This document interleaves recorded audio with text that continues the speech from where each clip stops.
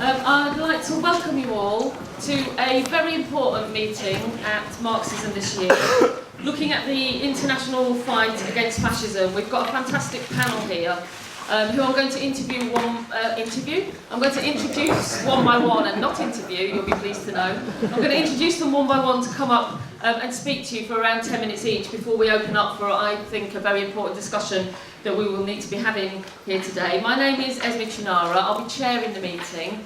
As I say, I'll call them one at a time, and then we'll say a bit more about how the rest of the meeting will run. Our first speaker this morning is David Albrich, who is an Austrian journalist. He's a member of Linkswende Jetzt and the coordinator of a platform for a humane and asylum policy. He also has a very important article in the International Socialism Journal about fascism in Austria. I would really recommend that everybody reads this article. It's very important and, very sobering reading. And these are available for £2 at the ISJ stall in the foyer of this building. So I'm going to introduce David. Thank you very much.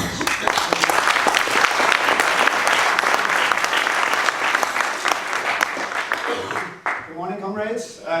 Yeah, you can hear me. After not even 1.5 years, on the 18th of May, we toppled the coalition government of the Tories and the fascist Freedom Party. And what a relief to anti-fascists everywhere when you think of that the Freedom Party in Austria are really the heirs of Nazism in Austria, formed by former SS officers.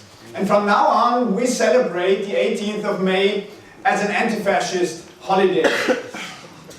When the so-called Ibiza video was revealed, this created a kind of an anti-fascist rebellion.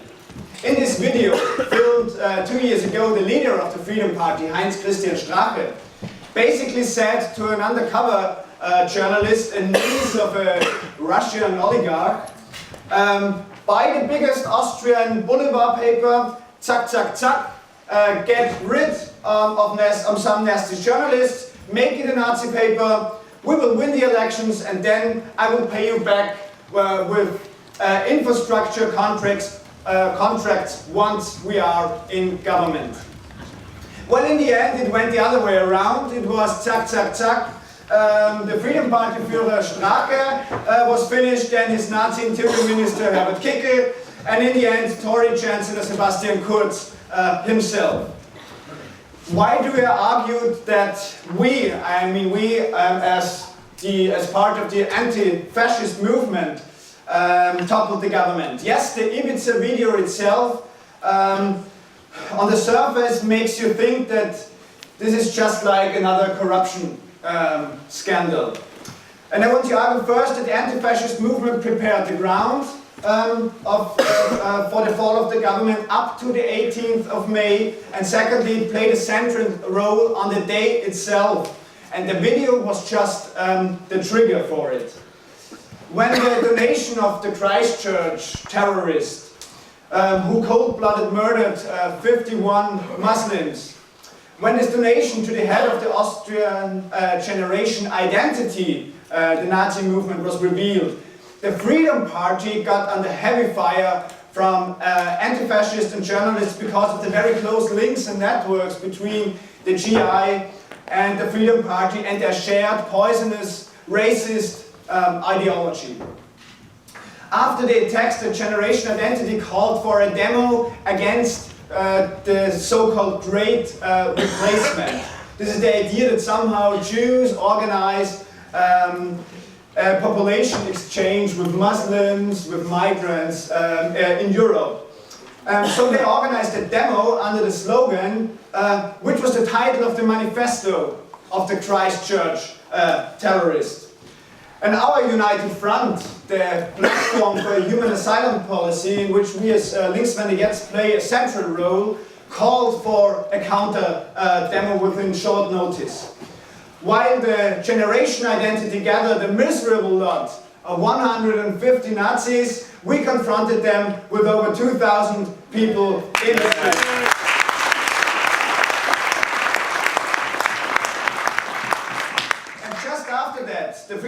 leader Strache came out reinforcing that he wants to end this population exchange. All this happened just after 12,000 people joined the International Day Against Racism in Vienna with a marvelous participation of the Muslim community, the Viennese theatre and club scene, and more. And this gives you a kind of impression of the dynamics at work and the massive influence of the movement up to the 18th of May. On the day itself, a spontaneous protest more or less were called by the youth organizations of the Labour Party, and thousands showed up already at midday. When news spread around that Strache had to step back as Vice-Chancellor and Freedom Party leader, you may saw our posters, Strache, you neo-Nazi in the pictures. When this happened, the protests rose from just thousands to tens of thousands during the day. And these protesters basically said, we are not going away until we have new general elections. The political conscience of the people on the streets was really brilliant. And meanwhile, behind the curtains, the Tory Chancellor Kurz was negotiating with the Freedom Party. Let us not delude ourselves. He wanted to continue with the coalition government. Of course, without Strache, but he raised another demand. He wanted to get the Interior Ministry back from the Freedom Party to the Tories. And the former presidential candidate, Norbert Hofer, he was transport minister, initially was prepared to accept it. However, in the end, Interior Minister Kickl from the Freedom Party pushed through with his principal position, the Interior Ministry and control over the police, or to end the coalition. Of course, this gives you also an insight to the internal conflicts of the Freedom Party. But what is more important for my argument of the influence of the anti-fascist movement here is the following. As I argued in the article in the International Socialism, I stressed the importance of the Interior Ministry for the Freedom Party in order to rebuild the repressive apparatus of the state, break any resistance from within the state itself and so on, and create the conditions under which a real Nazi street movement could grow, through increasing police violence, poison the racist climate against migrants, Muslims, and so on. The Interior Ministry was an absolute condition for the Freedom Party in the coalition talks before the government. And from the beginning of the coalition, we argued that the Interior Minister, Herbert Kickl, is the weak point of the government, which eventually proved right in the end, because he personified fascism. And let's remember, fascism is still hatred by the vast majority in society. Some 87% of people in Austria in a survey said that they won't tolerate if someone, quote, is glorifying National Socialism. So Kickl was the keynote speaker at the Nazi conference called Defenders of Europe before the government. In office, he said he wanted to again concentrate migrants in camps. He used the famous principle by the Nazis, saying that it is up to the law to follow politics and not for politics to follow the law. And all that kind of Nazi statements he did. So for Tory Minister Chancellor Kurz, and this is really crucial, he feared that the anti-fascist movement could torpedo again the continuation of the government. And on the 18th of May, he demanded this is why he demanded the Interior Ministry back to the Tories. Eventually, the Freedom Party said no, the government broke down, and now we have new general elections coming up in the end of September. And this fight of the over the Interior Ministry continues to be a dividing line in these upcoming elections, where we, the anti-fascists, rub salt into the wound. However, there are some serious challenges. In an interview with a right-wing publication published yesterday, the former Freedom Party leader Strache told the reporter of going back into politics if he, quote, "I am rehabilitated." And it is an ongoing discussion if Strache is running for the municipality elections in Vienna in 2020. And this is dramatically dangerous if voters follow the Freedom Party. This means another step in their radicalization based on the motto "prepared for every other outrage." Just remember that Hitler didn't suggest the extermination camps from the beginning. Looking back to the rise of fascism, the famous Austrian writer Stefan Zweig wrote, "Only a single pill at a time and then a moment of waiting to observe the effect of its strength, to see whether the war conscience would still dig us the dose." And we make sure Strache stays where he belongs, in the gutter. But there is a second problem. The exposure of a video is not enough to challenge racism and fascism. It has to be translated into a political movement. It has to be translated into a political movement that attacks, the system, the status quo. In the European elections, the Tories won massively, and the losses of the Freedom Party were not that big as one expected, while Labour had its worst results in the European elections ever. Why is that? Because the Freedom Party and the Tories are the only parties that signal to their voters, everything will change with us if you vote for us. No stone will be left upon another. And since years there's a political rebellion going on against the establishment. Kurz and the Freedom Party successfully channeled this rebellion into racism against migrants, Muslims, and so on. But it's not inevitably that the right can profit from this political rebellion. The school students, the fantastic climate movement shows the potential for a real anti-capitalist perspective that can challenge the system as a whole and the existing power relations. And secondly, the anti-racist movement is very crucial, where the left can build. Within 2 days, last weekend, we mobilized 3,000 people in support of Carola Rackete, who is the captain of the Sea-Watch rescue ship. Over 1 million euros were collected in support of her, and eventually she has to be released. And just today, Germany's Interior Minister Horst Seehofer told the Italian Interior Minister, this awful Salvini, Seehofer is also this kind of awful guy. He told Salvini that we can no longer tolerate that ships with migrants are over weeks and weeks over the sea. So you can see the pressure. To end, let's make "Zack, Zack, Zack" our slogan. Get rid of fascism. With the beasts like Kickl, Salvini and the rest of it, get rid of racism and get rid of the whole bloody capitalist system with the climate catastrophe that comes with it.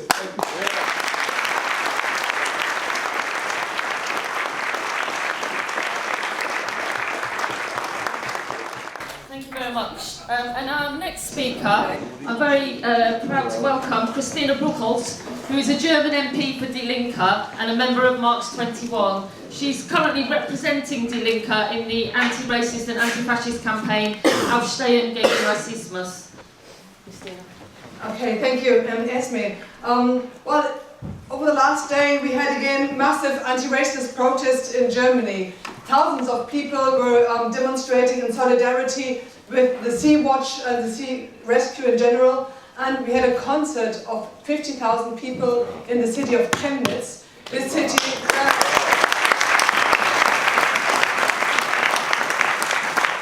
which is sadly famous for the racist and fascist chasing of migrants last year.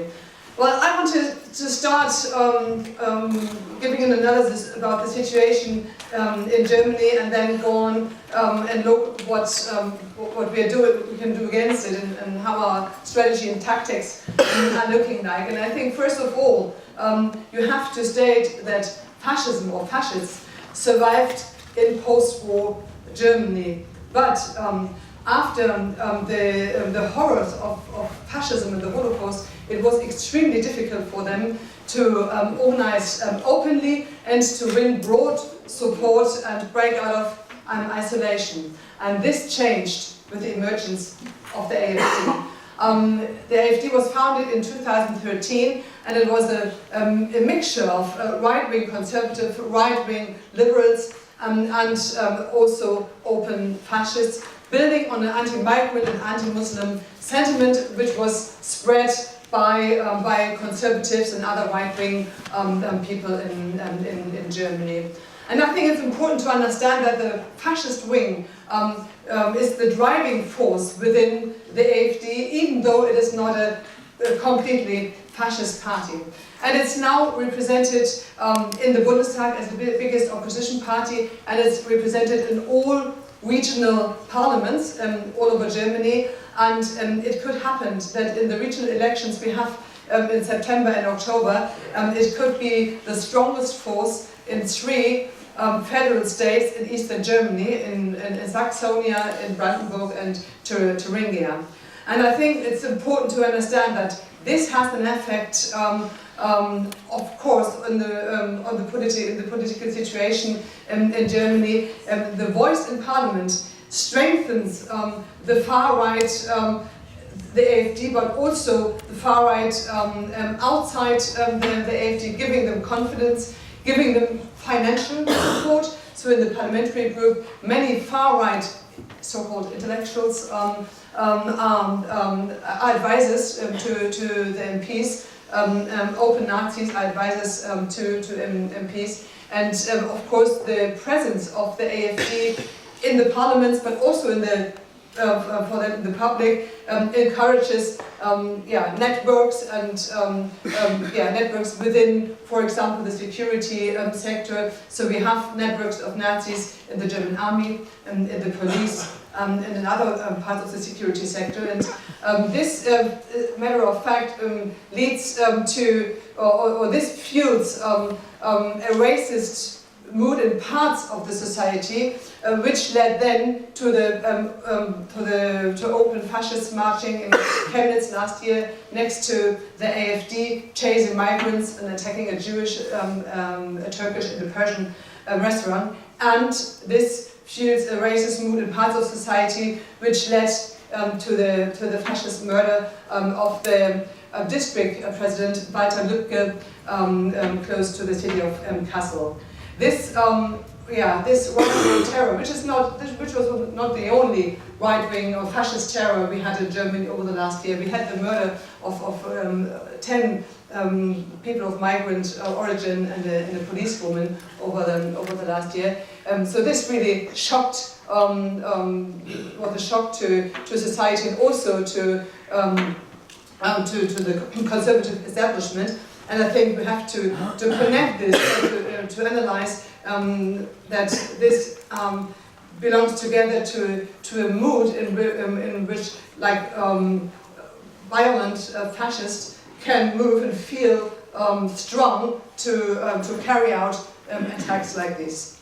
I think we have a big danger in Germany, but while this radicalization of the AfD at the same time is also its weakness and its Achilles heel. And so I want to show you the second picture of what is going on in German society, where we see an enormous polarization. We have this development on the right, but we have also an enormous development on the left. Last autumn, 250,000 people were marching in Berlin under the slogan of "Indivisible."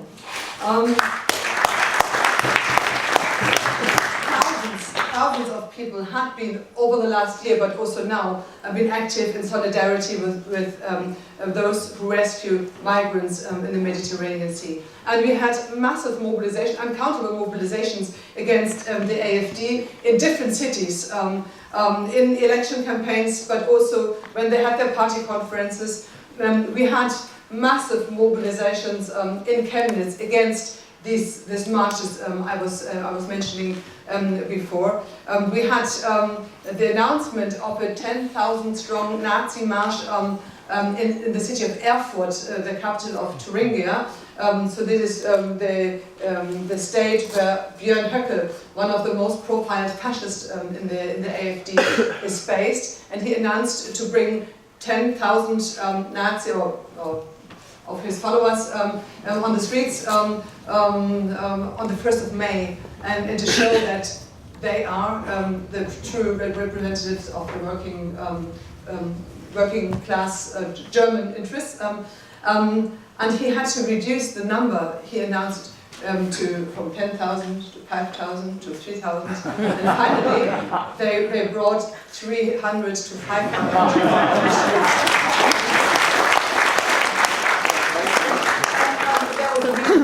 There had been a massive mobilization in Erfurt, with also a massive support nationally, and so we had finally we had 7,000 confronting them, those 200 to 500,000, with trade unionists, like normal, like workers and citizens of the city of Erfurt, climate change activists confronting them, and a huge concert, like with 15,000 people, which is enormous for the city, showing that, wanting to show that Erfurt is not brown, is not fascist, but is but is colorful. And I think these massive counter mobilization and increased an argument and a problem within the AfD, because the AfD faces a contradiction.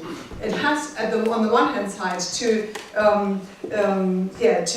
give motivation and certain give some keywords to their fascist and far right supporters. At the same time, they choose to win influence of following the path of the FPÖ in Austria and to go into coalition government. And this is what they are trying to do now in the Eastern German federal states. For that, they have to at least maintain a kind of respectable face, even though it is the three AfD party organizations in these three Eastern German countries are led by fascists, but they're in between these different poles, and so there is an argument in the AfD, and this argument, this contradiction, causes big problems for them at the moment, or after the Chemnitz events. So they said to their followers, don't just march in demonstrations which are controlled by the AfD, and not by those controlled by other Nazis.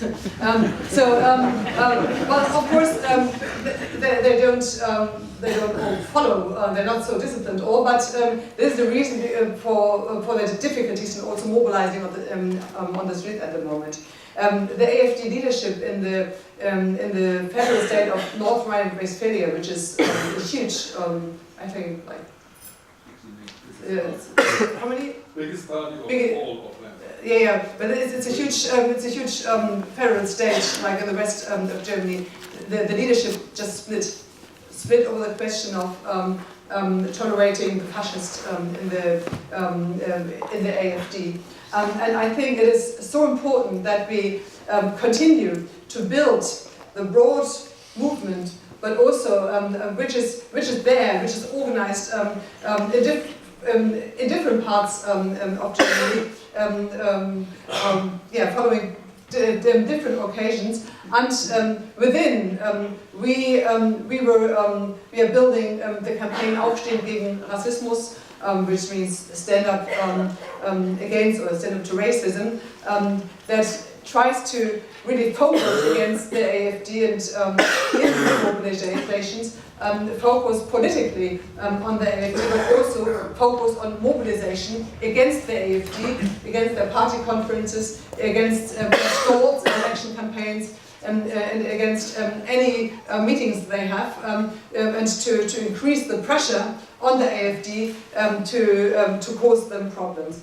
I think that all the mobilizations we have seen had slight successes. So their result in the European election was not so good as they hoped to be before. It's still much, absolutely too much, but they had they went up in the polls last autumn.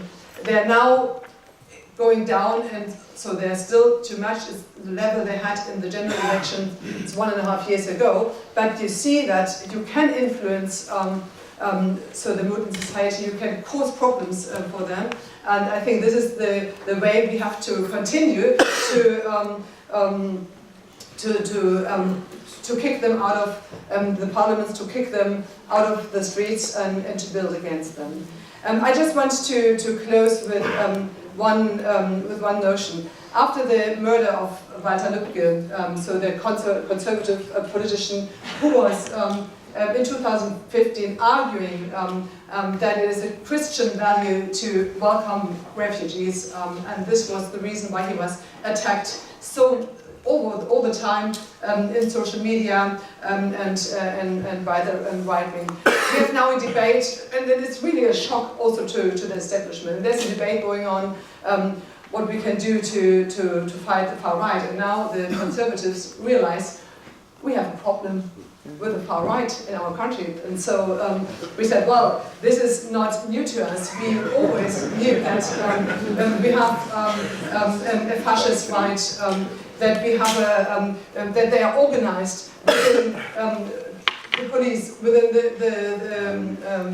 the army, that they are organizing on the street, that they are linked, that they are not just single people having strange ideas and sometimes being violent. And I think it is so important to now stress that the only means to really push them back and to fight racism and fascism is to build a broad and a focused anti-racist and anti-fascist movement, and this is what we are doing the next time.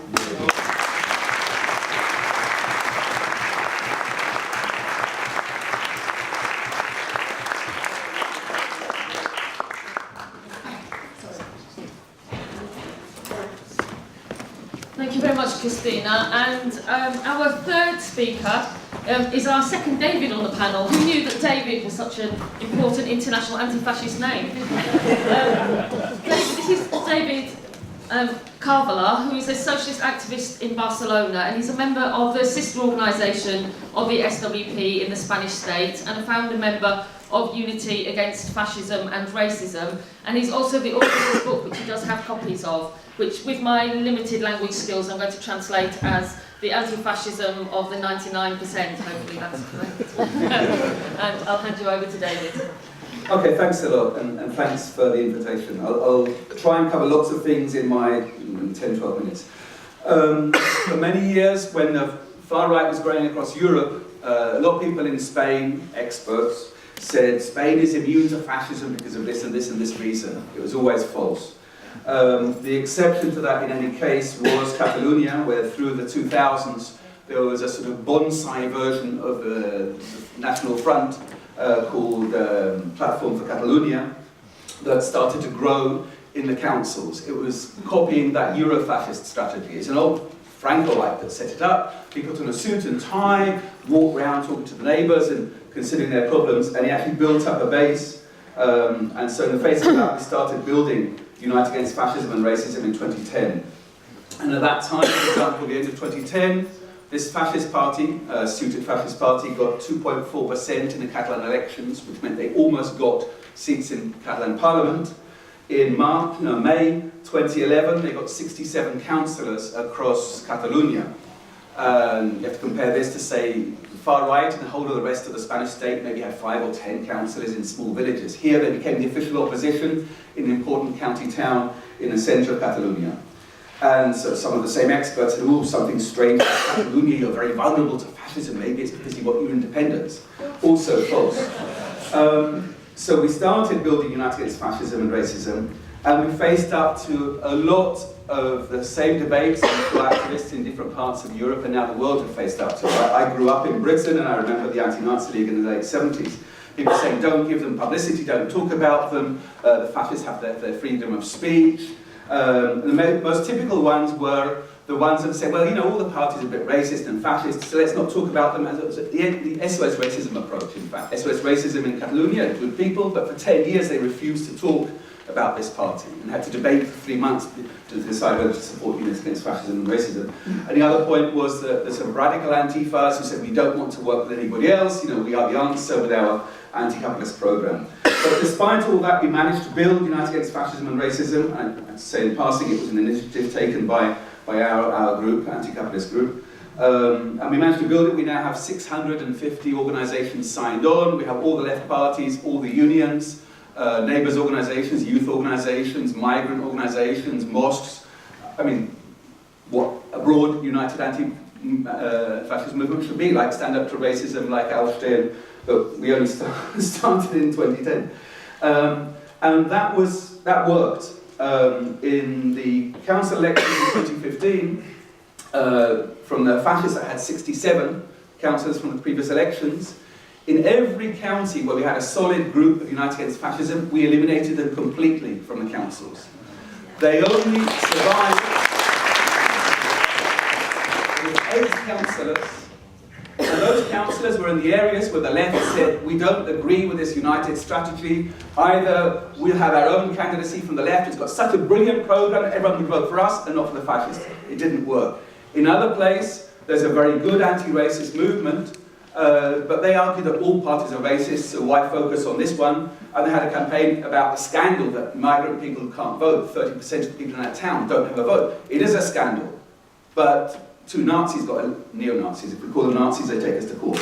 2 neo-Nazis got elected in that town. And so you could see that the strategy was working. The other lovely thing, the night before the elections, the neo-Nazi centre in Barcelona that we've been having a campaign against for 2.5 years, closed down. They pulled down the shutters because they said, nobody's coming. We've been, you know, the idea was, if you know Casa Pound in Italy, they say it's a social centre, we do radical things, collect things for food for local people and so on. They had to close down because we'd labelled them as fascists and they had to close down. So the United Against Fascism worked. From then on we started doing a lot more work around Stop Islamophobia, Refugees Welcome and so on. And recently Platform for Catalonia liquidated because they'd not won anything serious in 5 years. So that's the good news. The bad news is Vox. Vox is a bit like UKIP and AFD. It's split off from the mainstream Conservative Party of racist scum, sexist scum, homophobic scum, but as an organisation, right now it's not a fascist organisation. But they've been growing. Last October they had a mass rally in a big hall outside Madrid called Vista Alegre, which, adding insult to injury, was the hall where Podemos had their big events. So they filled it with 10,000 people and 3,000 people outside. That was last October. In the Andalus regional elections in the 2nd of December, they got into the Andalus parliament and became the kingmakers, putting the right in power. The PP, the traditional conservative party Ciudadanos, that started some years back as a sort of liberal alternative, hard Spanish centralist party, but shifting more and more rightwards, and Vox did a deal putting the right wing into power. So the idea of putting the cordon sanitaire against fascists, which is never very reliable in terms of the soft right being the bulwark against the hard right, in the Spanish state they didn't even try it. The other night on a debate show on TV, the Tory was complaining that in Murcia, another region, we agree on 99% of our policy, so why don't Vox vote for us, because they haven't made enough concessions to Vox. But so the right and the far right are getting closer. The central right is moving to the right in the face of the rise of the far right. It's something we saw in France with the Front National and so on. And then finally, on the 28th of April, they got 24 MPs in Spanish Congress with just over 10%. So this is a very worrying situation. And then the end of May, the new council elections. They got over 500 councillors across Spain, and again became the possible kingmakers in different councils. The good news there was that in Catalonia, they got 3 councillors. If you calculate, I mean, Catalonia is about 1/6 of the population of the Spanish state, so they should have got proportion about 80 or 90. They got 3. Those 3 were in that town where there's a very good anti-racist movement but refuses to label them, and so they now have those fascist MPs because they're fascist council, because they are fascist, because Platform for Catalonia liquidated into Vox, and so a lot of their leaders in Catalonia are actually historically fascists and neo-Nazis. That's also happening in other parts of Spain, but they have a bigger block of sort of just nasty right-wingers that aren't necessarily fascist, whereas in Catalonia they're more dependent on fascists. So the idea that Spain is somehow immune to the far right was always a lie, and it's now totally discounted. And I think that the lesson of what we've done in Catalonia is to show that a united movement against the far right can stop them, and needs to be built urgently. So we have the beginnings. So there's a quite good group now in Valencia, sister organisation. There's a small beginnings of United Against Fascism in Andalusia. In Mallorca, we did some book presentations of this book a couple of months ago, and so the people who organised those presentations have now set up the network, United Network Against Fascism and Racism Mallorca. There's a lot more to do. All those debates I said before about let's not talk about them, or we don't want to work with the reformists, those are very powerful. And you need people to respond to those arguments. And the sad thing is that most of the left don't know how to respond to those arguments, because they actually agree with most of them. I mean, it's people on the left that argue those things. The idea that we can't work with reformists, or the idea that we shouldn't talk about fascists, or the idea that all the parties are racist, so why focus on these?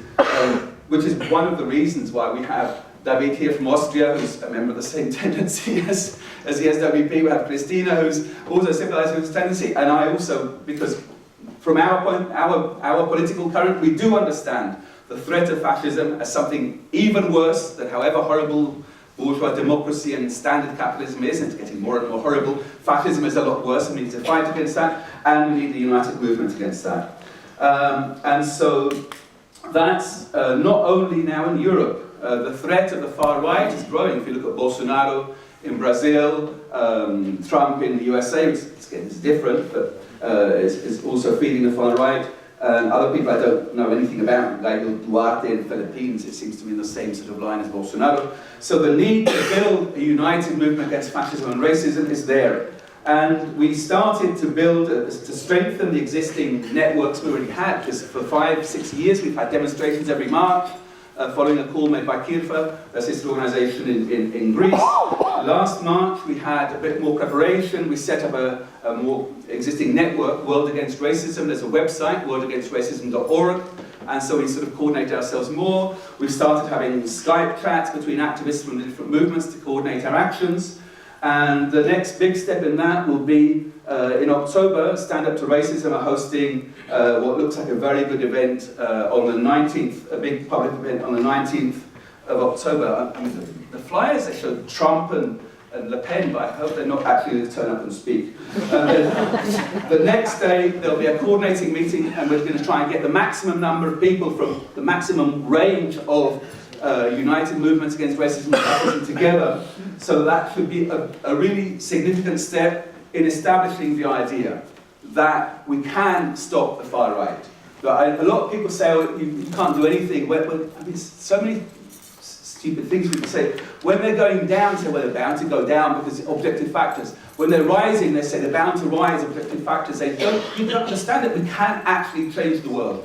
What we did in Catalonia, from having a very small organisation of our own, but winning arguments and talking to people and convincing people patiently, building what's a movement with problems, but it's now an effective movement. We did smash the fascist in Catalonia. We can do it across the Spanish state. It's a lot harder. because we need more people to actually have these ideas clear. But it's possible, and with the examples we've seen from Britain, where you've had this struggle going on for 40 years with the Anti-Nazi League and United Against Fascism, Stand Up to Racism, and smashing them one time after another. With Khai in Greece, it's been pushing back Golden Dawn, so the last European elections only got half of what they had in the previous ones. And with the successes in the short time that's existed, Austria and David Karvala in Germany, it can be done. And I'll finish with a final point, that for the last March, one of the demonstrations I was most excited about was in New York. This United Against Fascism and Racism in New York was set up by initially just one comrade, started to raise it with people around him. They had 500 people in downtown Manhattan, with Black Lives Matter, Jewish organizations, Muslim organizations, left groups, LGBT groups. If one guy can get a couple of friends together and get that moving in New York, anybody here can do it in their town and their region. We can stop the fascists. We are a lot more than them. We can destroy them. Not us alone. Thank you. Okay, I'm living in Poland right now, and we're building a sister organisation of the SWP and other groups around the world. A few years ago, thanks. All right, buy a paper afterwards if you really want to. Don't clap, buy a paper. All right. 5 years ago, 2011, the current racist right-wing government lost the election. And the leader said, next time we're going to win and we're going to build Budapest in Warsaw. And that's exactly what they're trying to do. They've taken on the rhetoric of fascists. It's not a fascist party, the governing party. It's a very right-wing mainstream party and very racist, very homophobic. Last year was the 100th anniversary of Independence Day in Poland. So they tried to organise a march, a patriotic march, but that space has been taken up by fascists who organise every year what many of you have already seen, tens of thousands of people on the streets of Warsaw, led by fascists. Obviously these people aren't all fascists, but they're led by fascists, which is a huge danger. The government didn't have enough strength, with all the strength of the state, they didn't have enough power to have their own demonstration. So what they did was they led the front of the demonstration with the president, the prime minister, all the ministers, soldiers, army vehicles, and then 100 metres behind with the fascists and all the rest of the march, so the government could say it was their march. They didn't have the strength. So what the argument is that because they're building, they've managed to win the votes of the fascists during elections for now, although because they're building up the atmosphere, that gives the fascists hope to break through in the future. So that's the most serious thing that's happened in the recent past. But there are hopeful things, because during the rest of the year, the fascists can't mobilise anywhere near as many people. And a couple of things have happened recently that are very important. In April and May, twice, at Warsaw University, the fascists tried to hold an event inside the grounds of the university.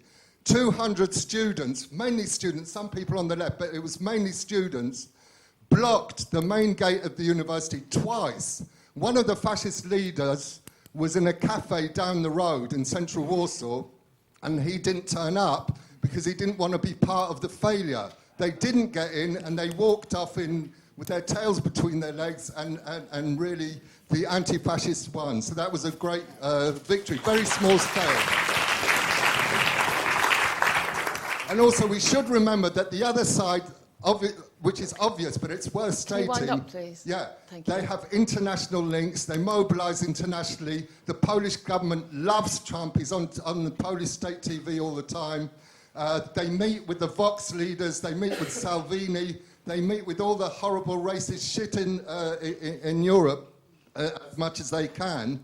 But on our side, we also have international links. The AfD from Germany tried to meet, 2/3 of their parliamentary representatives tried to meet in Szczecin because they didn't want to face protest in Germany. Szczecin is northwest Poland, right next to Germany. They couldn't, the hotel, because a protest was, a picket was organised by some people on our anti-racist, anti-fascist network. A picket was organised. The mainstream hotel cancelled their booking, and all the other hotels in the town also cancelled. The AFD couldn't meet in Szczecin. So that's another thing that shows even small groups of people can have an effect that's bigger than they think. And then one last point. Just I'm one sorry, last point. you really need to stop, comrade. Okay, last point. There's Sorry, you need to 23 stop. pride parades in Poland now against the homophobia. Thank you. Thank you. Yep. Go, go, go. Okay. Thank you very much to the speakers for your brilliant introductions. I am from of Andalusia in the south of Spain, and I would to like about far-right party Vox in the Spanish state and Andalusia.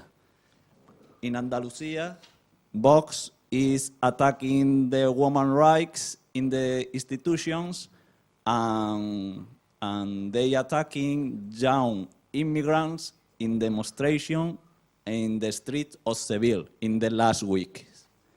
However, the majority of the left said that we have to fight against Vox inside institutions, or other part of the left say that we defending a left program against far right. These politics have been a disaster in countries like France. We need to build a movement not only of radical left. We need the unity of unions, immigrants, reformist left, and organizations who defend rights of women and gay people. The day after the elections in Andalusia, thousands of people went to the street against far right, and they shoot no pasarán. This is the only way to defeat far right. We had to build unity against fascists and racists around Spain. It's a necessity. Thank you very much.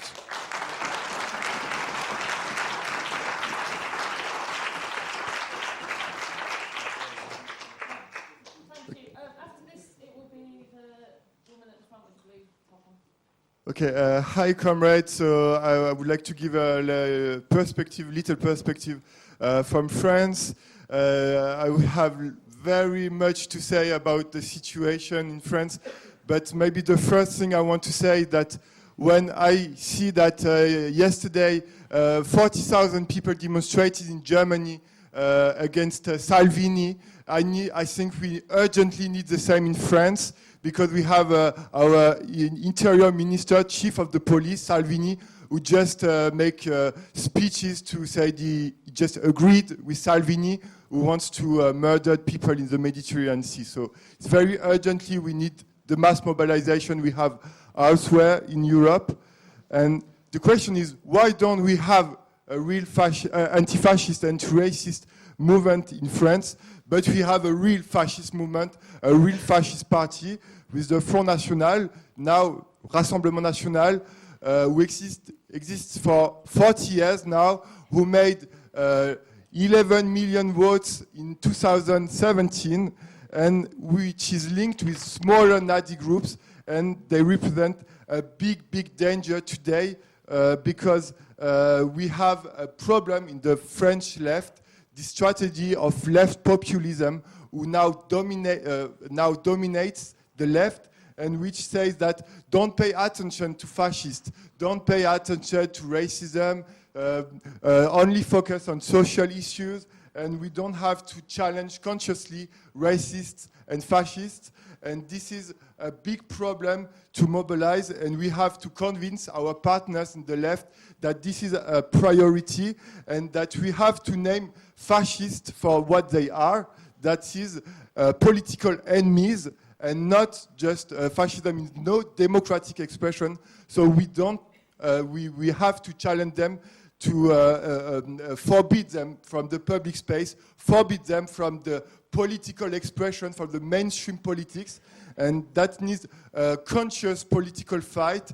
And I want just to say that this afternoon at 3:45 there is a speech about the yellow vest in France, and in the yellow vest we have at the beginning lot of fascists who thought that they found their mass movement. They tried to establish within the movement, and they could not, because there has been a conscious political intervention with political structures like Comité Adama, which is activist structure from the banlieue, which with a lot of black people, Arab people, and with also anti-fascist structure who put them physically out of the movement. So.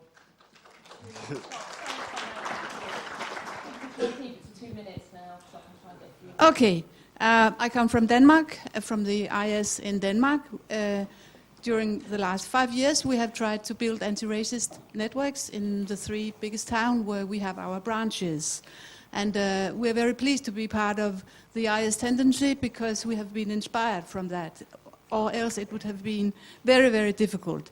But in Denmark, the last 20 years, the Danish People's Party had spread its racist and Islamophobic policy and have been part of the Tory government. So the result is that racism has become mainstream and also adopted by the Labour Party.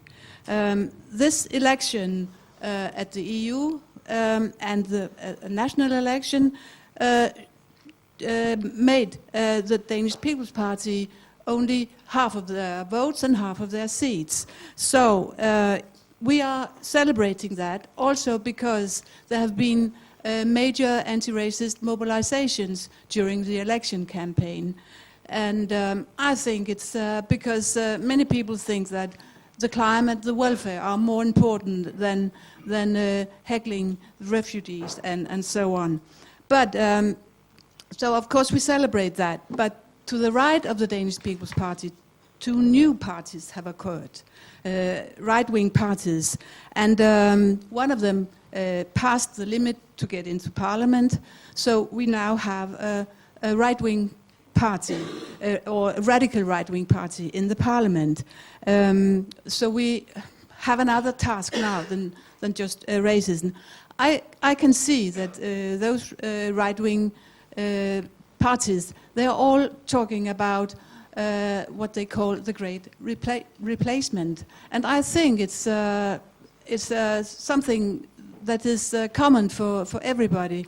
And it's not a policy, but it's a debate they are trying to have, and that we must go up to, because they will replace They think that the white people are going to be replaced by all other people, and that must be stopped, and that's why they have to go back also. But I think we have to deal with that in our... Stop now, thank you. Thank you very much.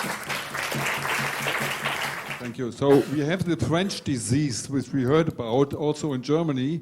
It's connected with the names of Oscar Lafontaine and Ms. Wagenknecht. She's the leader of the parliamentary faction. They argue that by fighting for social justice, you don't need to fight against racism anymore. And this is a complete misconception how racism starts to develop. And you had your talks about this important question, which we're having all the time in Germany. So this is an important international question, how to fight racism, and where it comes from. Secondly, I want to say one word about East Germany. Christine mentioned it, that we have the AfD has about double strength in East Germany as in West Germany. And also, it's not only the question of them having 25% in the polls in the East and about 10% in the West, or 11% in the West, but also that the fascist wing controls the East. And it's because there was an extra parliamentary mass movement, Pegida, in the last years, where they could connect with, and which gave that wing of the fascist special strength in the AfD. So Höcke, he is the leader of this, said yesterday he will stand as for the leadership of the AfD when it comes to the election next year again. So there is real danger that through East Germany, the fascist wing will get control of the whole of the party, And that's why I'm very glad that Christine mentioned it already. I think that on the 24th of August, there will be a very, very big and very, very important national demonstration in Dresden, where their real strength came from. Pegida had its origin in Dresden. And it will be called by the organization to be undivisible, or not to be divided, let's say. I can't translate it into English. So this is the organization which called it 250,000 demonstration. It's not an organization, it's a united front. Please wind up. And they call for this demonstration, and Aufstehen gegen Rassismus will support it. Yeah. Golden Dawn is in its biggest crisis ever in Greece. They lost half their votes in the recent Euro elections, and they face the prospect for the leadership to go to jail. We are during the last 2 years we are in a big case in the courts for their crimes. It's not only that. It's not only the votes. It's they expelled the MEPs they had elected in the previous Euro Parliament. Actually, they are expelling lots of the members that were elected. They have lost all the local offices.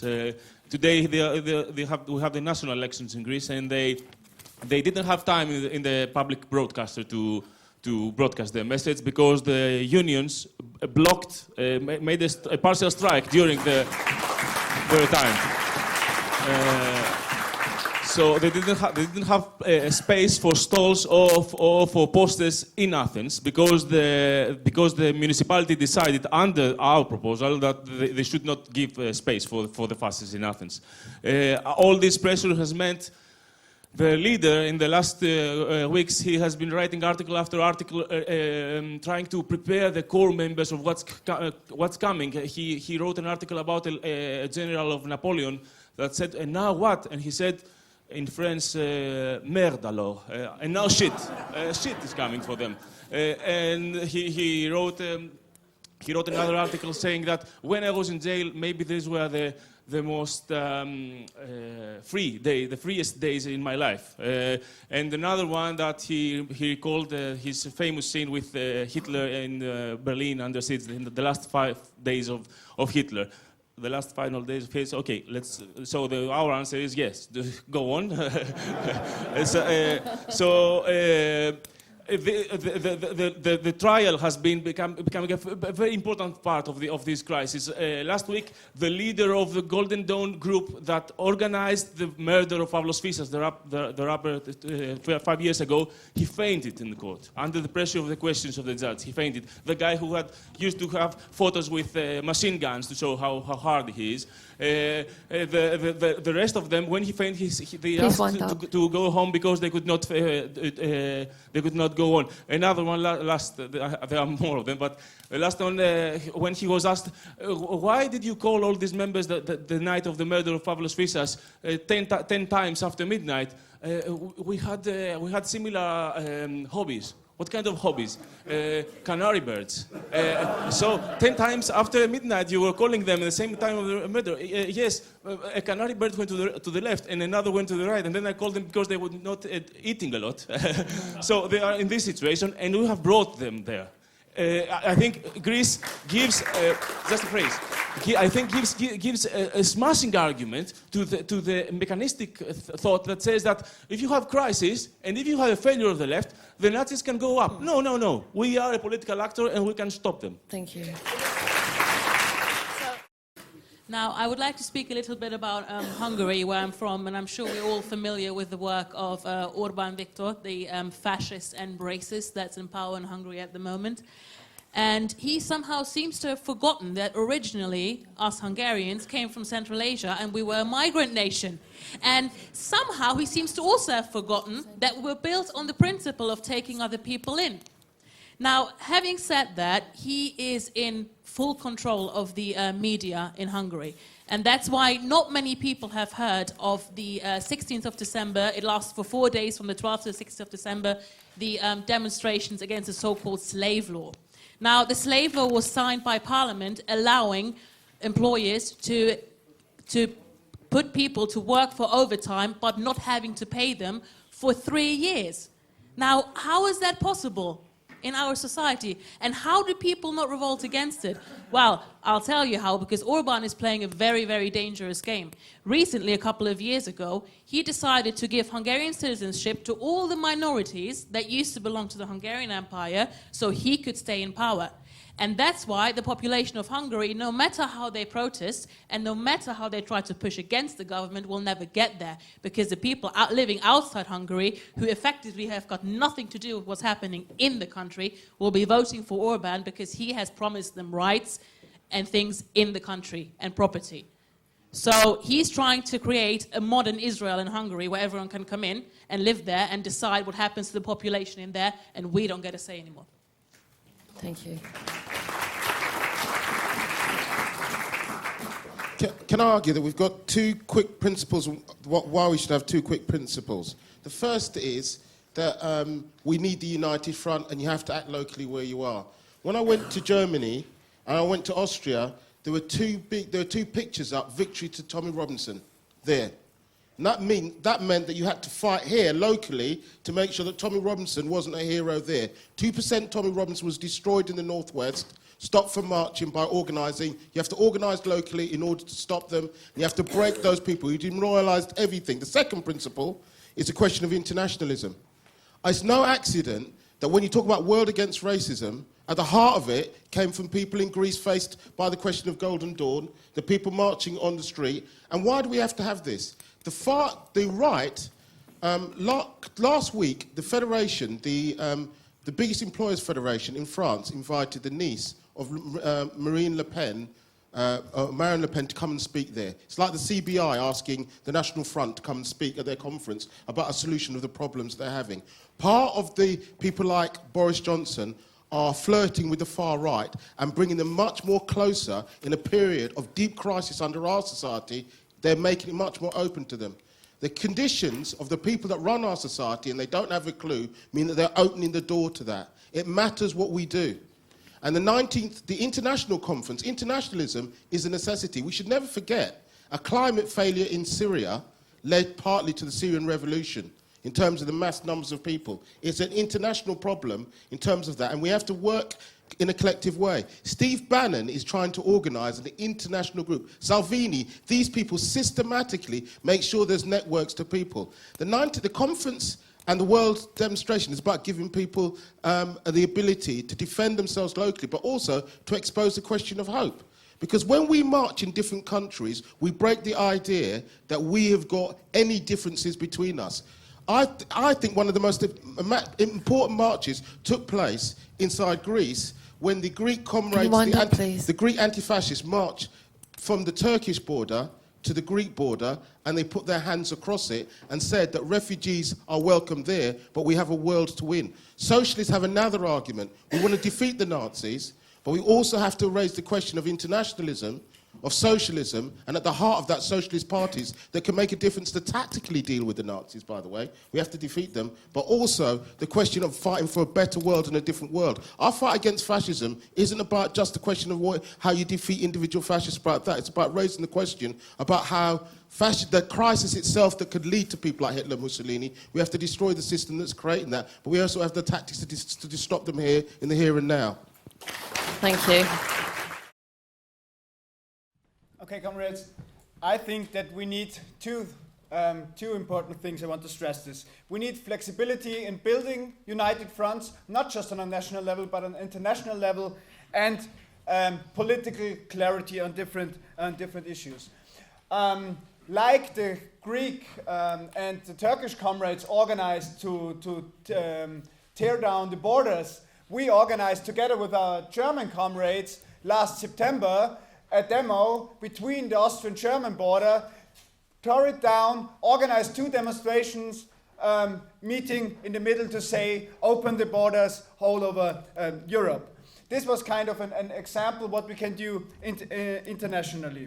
And sometimes it's very difficult, as some of the comrades raised, different ideological issues in the movement. Sometimes you will be in the minority.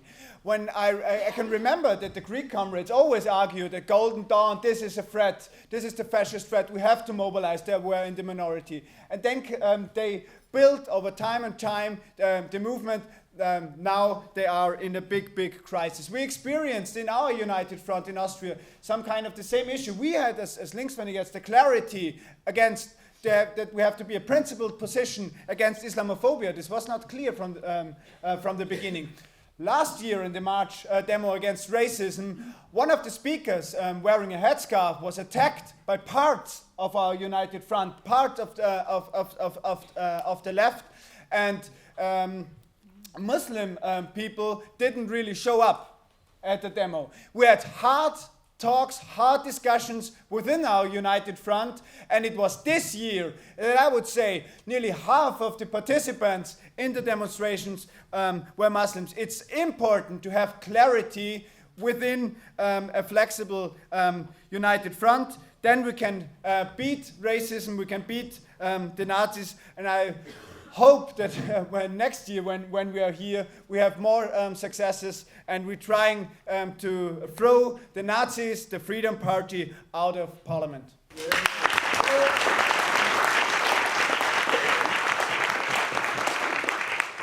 Yeah, thank you very much for your reports and for your contributions. I also want to stress that it's important to build the broad united fronts, and at the same time also argue for certain orientation within. So as I told, we had this marvelous demonstrations against under the hashtag indivisible. Volkert talked about it.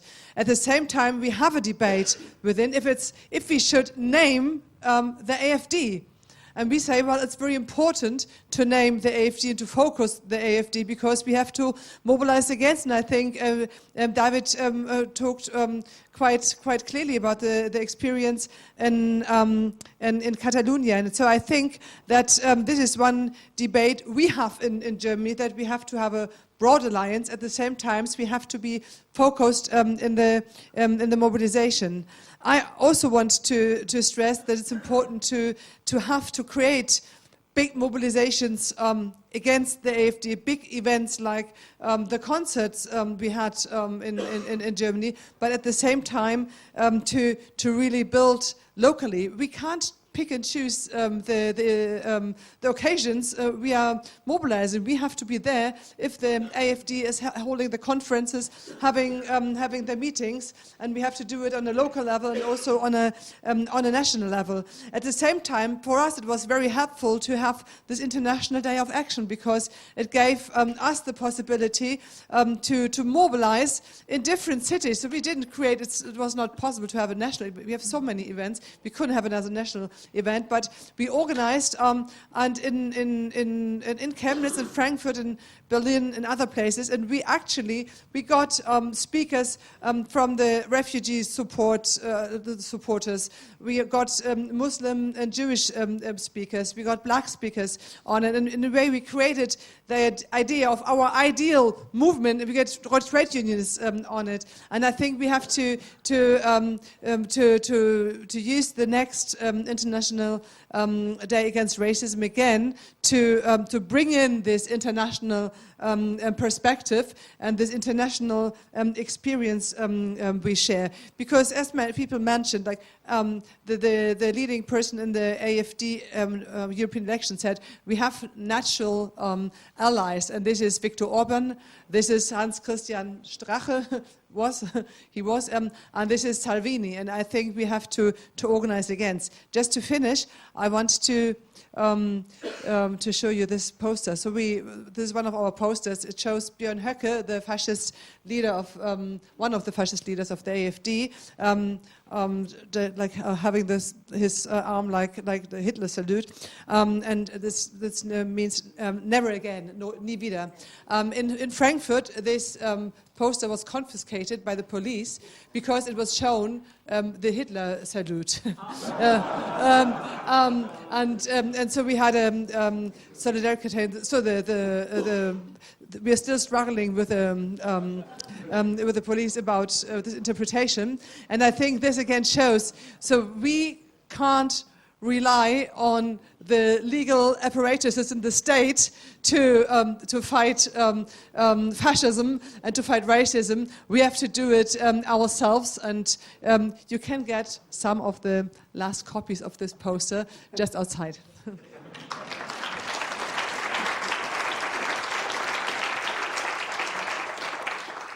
Yeah, very quickly. I mean, the last point of Christina, in the Spanish state, they're using the crime of hate, the term hate crime against anti-fascists. That people have had fights with fascists, they're saying it's violence plus hatred of fascism. I wanted to finish up talking more about the role of the revolutionary left. And the point about clarity that other comrades have mentioned. What Lena from Denmark said about this theory, or this conspiracy theory of the Great Replacement, this is an example of how the Islamophobia that's been growing, and it's been the respectable racism, finally also reveals the anti-Semitism, because the conspiracy is, of course, a Jewish conspiracy in these mad minds. The name of Soros is often mentioned by the fascists, but it's also often mentioned by sections of the left as an obsession against Soros, open society. Soros is to blame for all the movements for democracy, for refugee rights campaigns, and so on. And these are people on the left, well, for the moment still on the left, but with more and more dangerous friendships. Volkart mentioned Sarah Wagenknecht. She would be the sort of the moderate wing of this, so playing down the role of fighting racism. But this goes a lot further to people in Donbass, for example, in Ukraine, communist youth fighting shoulder to shoulder, literally with Serbian and French neo-Nazis. And they say that's an anti-fascist struggle. The same thing has happened in Kobane, in northern Syria, where you have some communists and anarchists and phalangists and fascists all working together to fight ISIS. I'm not a fan of ISIS, but I'm totally against collaborating with fascists. These are sort of things that are happening. There's an Italian intellectual, in quotes, dissident Marxist.